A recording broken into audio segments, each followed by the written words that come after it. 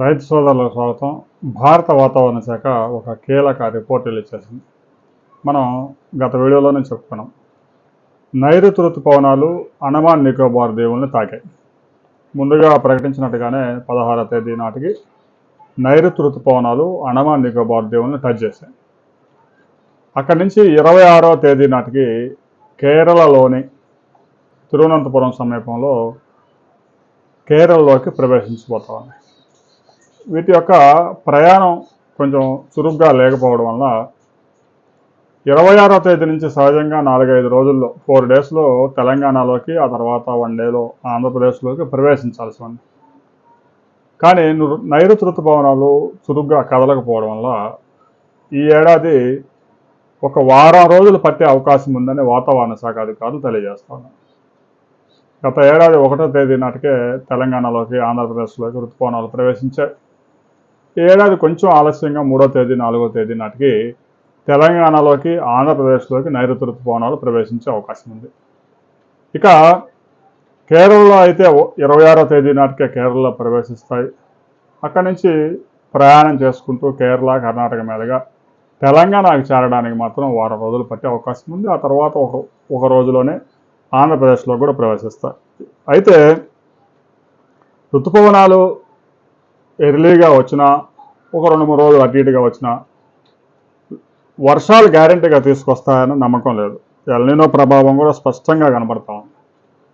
మే నెలలో సగటు వర్షపాతం కూడా ఇంకా నమోదు కాలేదు. ఇప్పటికీ అక్కడక్కడ అకాల వర్షాలు నమోదవుతున్నా మే నెల ఊహించిన దానికన్నా, సాధారణ సగటు కన్నా కూడా 3 నుంచి 4 డిగ్రీల టెంపరేచర్స్ అధికంగా నమోదవుతా ఉంది. ఇక తాజా రిపోర్ట్ మనం ఒకసారి పరిశీలించినట్లయితే నైరుతి ఋతుపవనాలు కాస్త ముందుగానే దేశంలోకి ప్రవేశించాయి. అయితే 1వ తేదీ నాటికి కేరళను తాకే అవకాశం ఉంది. 26వ తేదీ నాటికి కేరళ తీరాన్ని దాటి 1వ తేదీ నాటికి తెలంగాణ వైపుగా ప్రయాణిస్తూ 2-3 తేదీల నాటికి తెలంగాణలోకి, ఆంధ్రప్రదేశ్లోకి ప్రవేశించే అవకాశం ఉంది. 28 నుంచి 29 నుంచి పశ్చిమ తీరంలో భారీ వర్షాలు నమోదయ్యే అవకాశం ఉంది. అయితే దీని మీద ఎల్నినో ప్రభావం స్పష్టంగా కనిపిస్తూ ఉంది. ఈ సీజన్లో వర్షపాతం సాధారణం కంటే తక్కువగా నమోదయ్యే అవకాశాలు స్పష్టంగా కనిపిస్తూ ఉన్నాయి. దీని మీద ఇప్పటికే వాతావరణ శాఖ అధికారులు స్పష్టమైన ఆదేశాలు జారీ చేశారు. తొలి దశలో జూన్, సెప్టెంబర్ మధ్య వర్షపాతం 92% మాత్రమే నమోదై సాధారణం కన్నా కూడా తక్కువగా ఉంటుందని పేర్కొన్నారు. ఋతుపవనాలు ముందుగా రావడం మొత్తం వర్షపాతానికి ప్రత్యక్ష సంబంధం ఎట్టి పరిస్థితుల్లో ఉండదు. ఇక ఋతుపవనాల సమయంలో ఏర్పడే అల్పపీడనాలపైనే వర్షపాతం ఆధారపడి ఉంటుంది. ఋతుపవనాలు వచ్చినా కూడా అనుకూలమైన వాతావరణం లేకపోతే కేవలం ఆ మబ్బులు, మేఘాలు అవి వస్తుంటాయి కానీ వర్షం పడదు. అలాంటి సమయంలో కనుక అల్పపీడనం లభిస్తే అల్పపీడనం ప్రభావంతో, ఋతుపవనాల ప్రభావంతో విస్తారంగా వర్షాలు నమోదయ్యే అవకాశం ఉంది.